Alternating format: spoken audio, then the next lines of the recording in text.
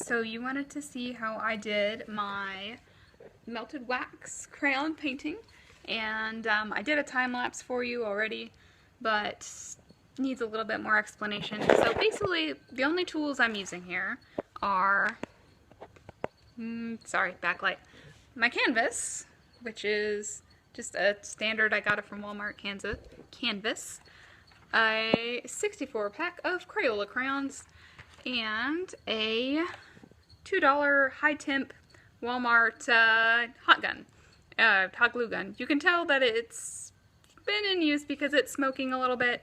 As it melts the crayons, it's just going to do that. Now the crayons are non-toxic, so the internet says that the smoke should also be non-toxic, but still probably not a great idea to breathe that in, so I wouldn't recommend doing that. Anyway, so the first thing you want to do is get your crayons on the canvas. This can be done fairly easily by just grabbing the crayon and your hot glue gun, touching the two of them together, and putting your color on the canvas where you want. I recommend that you get the color on the canvas first, and then you manipulate it to be the way that you want it to be. By the way, you will recognize that I am in my garage right now. I don't really recommend doing this inside of your house because it gets rather smelly. Alright, so here we go. Don't really have a super good way of holding this, so we're just gonna put it there, I guess. Alright, so basically what I do is I take the crayon and I touch it to my hot glue gun, and I just melt some of it on there. Big whoop-de-toops. Then you just kind of push it around while it's still liquid like this. If you want to, you can tilt your canvas, get some nice little drips in whatever pattern that you want.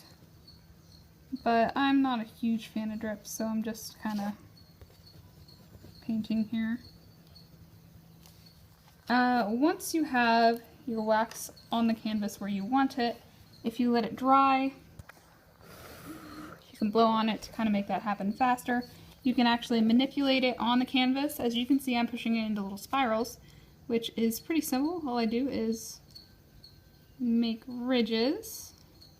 Now you kind of have to go over this several different times to get it to quite do what you're wanting to do.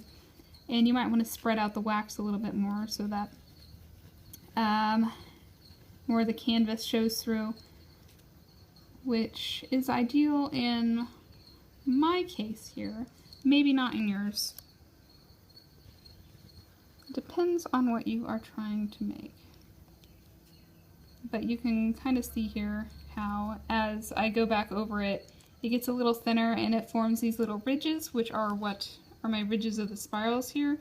I just kind of run it through, and as you go over it, the ridges get higher and the color gets a little bit lighter depending on how you push the wax around the canvas.